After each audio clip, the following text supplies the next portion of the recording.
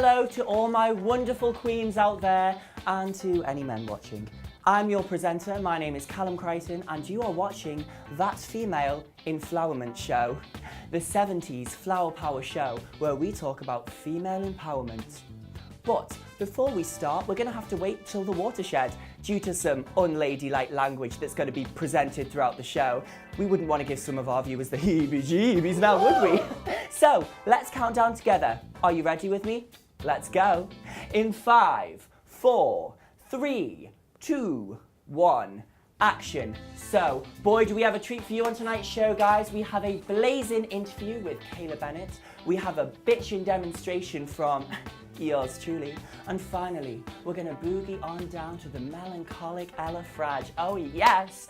So, why don't you follow me as I slink through our sets of matriarchy to our first guest. Catch you on the flip side. Woo! Hey, hey, hey, hey, hey!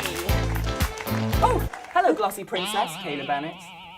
So, Kay is a 20-year-old boob activist who chose to have preventative mastectomy after finding out she had the BRCA gene, the very same gene our queen, Angelina Jolie, had.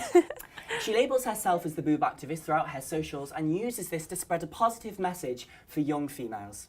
So, my titty temptress, how did you come across your health issue, and why don't you tell us a bit more about the BRCA gene? Okay, so the gene, everyone has one. It's a tumour suppressor gene and prevents tumours forming in breast tissue, but mine doesn't actually work, so that gives me an 87% chance of developing breast cancer. And we basically found out because there's a very extensive family history of it. So yeah, all the family was tested, some of us had it, some of us didn't, and I'm one of the lucky ones, I've got it. Oh, so my boob babe. What exactly inspired you after this to milk the beast of social media and use it to raise awareness for such a niche topic, you know? I think social media, it's just so accessible for anyone, but it's especially relevant for young people. And as a young person myself, I just thought, no one really thinks it's ever going to happen to them, and it can. And it was just a way to just spread the message, get everyone to just check themselves and be educated. Well, you obviously have a very positive way of approaching such a touchy subject, but tell us, what has been the biggest struggle so far on your journey? Honestly, it's been pretty smooth sailing. I'd just say in recovery, I was just bored to death. I was bedridden, couldn't see my friends, couldn't do my daily activities. That was probably the hardest thing. I can imagine. Well, my nipple neighbour, I was extremely honoured when a few months ago I was able to be a guest at your goodbye surprise boob party. So tell us about how that support has helped you. Go on, spill the beans, spicy baby. Yeah, so basically my girlfriend, she threw a surprise party for me and we had boob cupcakes, a bra pong table. There was just boob decorations everywhere. Everyone getting pictures, flashing the boobs, everything. And it was just lovely. It was just a way for my friends to show they support my decision. They're going to be there for me through it all. And yeah, it was just lovely. It was lovely to have. Oh, excellent. Well, finally, what advice do you think young women should get in relation to breast health awareness? Our healthcare system is so fast to throw condoms at us, yet it lacks in female health information. Yeah, I'd just say, just know your signs and symptoms and check your boobs, be educated, and that's all really, yeah. Well, thank you so much for sharing this with us, Kay. I know it's a really difficult topic to talk about, so it really means a lot that you're on the show with us tonight. Yeah. Well, I think it's fair that we now have a toast to female empowerment. Gosh, this is lovely. Oh, it's lovely. Do you know what? I fancy making a cocktail of my own. Let's go make some cockies. Woo!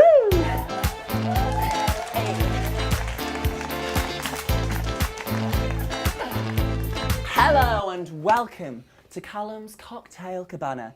Isn't this paradise? Since the women's liberation movement in the 1960s and 1970s, I think we can all agree that equality has come a far way. But not far enough. What's that? Do I seem to hear a rustle in the air? Oh, it can only be my one, my only glamorous assistant, here to help me to make some spicy slabs. Here you go, sweetie. Here are all of your ingredients. I went to drama school for this. You're getting fired. So, assistant, why don't you tell our audience today exactly what ingredients we're going to need in our cocktail, which I like to call the matriarchy mojito. A cocktail glass, a cocktail shaker, white rum, cranberry juice, fresh lime, mint leaves, sugar. And we're going to be pouring all of this into our psychedelic shaker. Hey, here's a fact. Did you know that in the UK, the amount of women in leadership roles has risen from 11% to just under a third? Which is funny because that's exactly how much white rum our cockie's going to need. Why don't you pour it in, lovely assistants? A third of white rum. Oh, don't go easy on that. I'm not driving tonight. Brilliant. The whole damn thing. Next up, we are going to have exactly a third of cranberry juice, as that's how many women currently hold seats in the UK Parliament. A third of cranberry juice.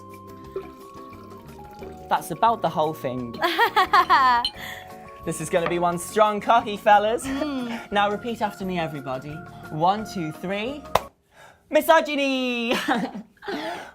Oh. All this talk of inequality in the workplace is really dampening my mood, and I hate to be a Debbie Downer. So, the next ingredient is we're going to sprinkle some mint into our cocktail in order to freshen it up. Mint leaves. Excellent! And now slap some sugar on in there, baby. Sugar. And finally, we're going to need exactly 112 millilitres of lime juice. Oh, why 112? Well, that's because it's the exact number of countries that do not criminalise marital rape. Marital rape? Marital rape. Now get your shakers and let's shake. Oh no! Oh no! I haven't even had a sip of alcohol yet.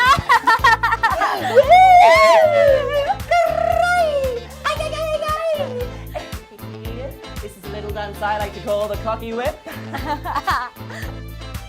Right, next I'll do the honours. We're going to open our cocktail shaker and pour it into our glass.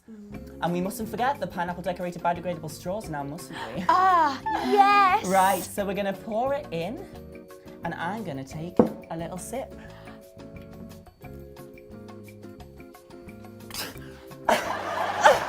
Sorry guys, that's disgusting. Sorry about that, assistant.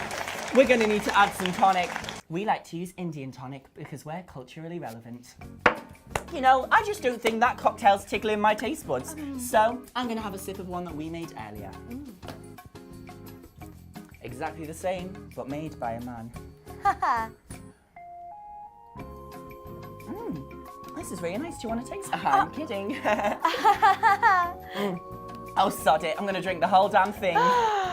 You naughty boy.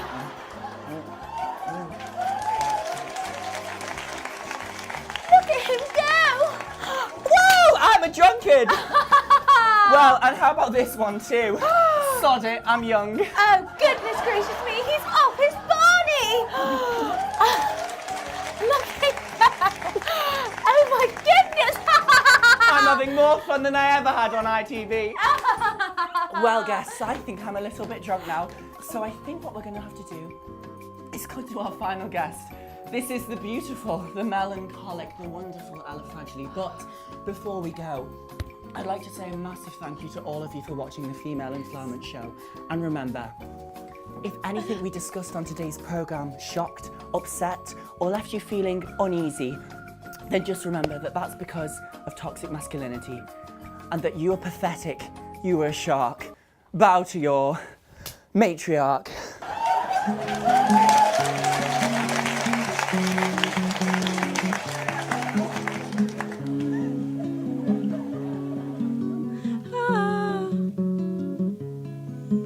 Sometimes you need to find the time to let yourself breathe.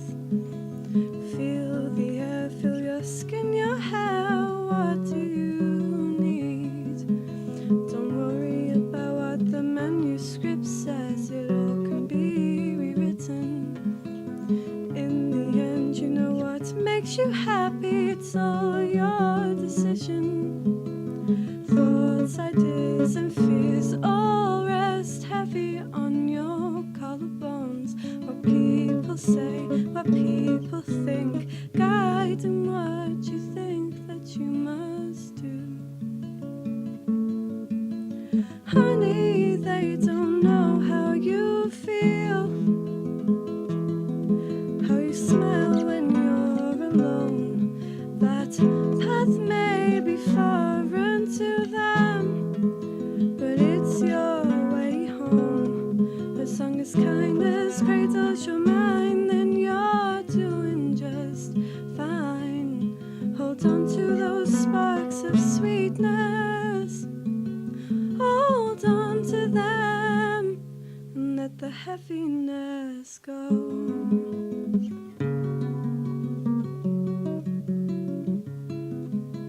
Don't think about the eyes on your back, think about the gaze you're meeting.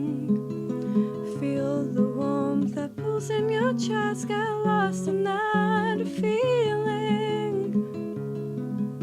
Exist with yourself for a while, let the choir visit. Know that you should let the sun shine through your window.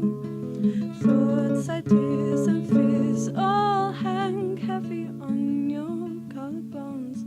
Who are you without the pain? Are you still the same? How will they perceive you? Honey, they don't know how you feel, how you smile when you're alone. That path may be strange to them, but it's your way home. As long as kindness guides your mind, you're doing all right. Hold on to those sparks of sweetness. Hold on to them and let the heaviness go.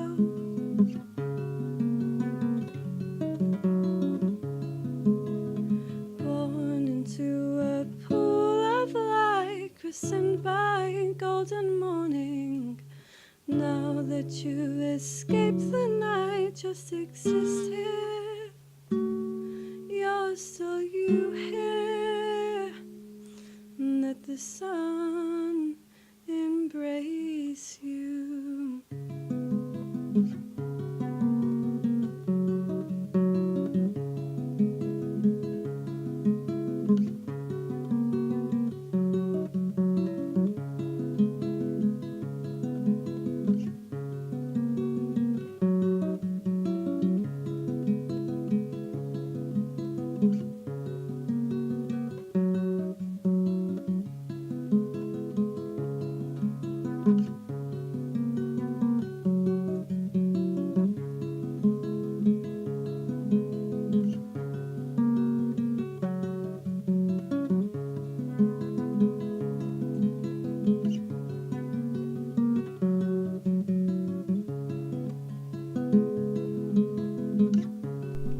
Wowza, what a groovy-licious performance to relax our drunken minds. Make sure to tune in next week on That Female Enflowerment Show, an International Women's Day special where we interview real women with real problems, like world-famous supermodels discussing their first world white feminist issues, and how they're just as important as the mothers at the Mexican border being ripped from their children.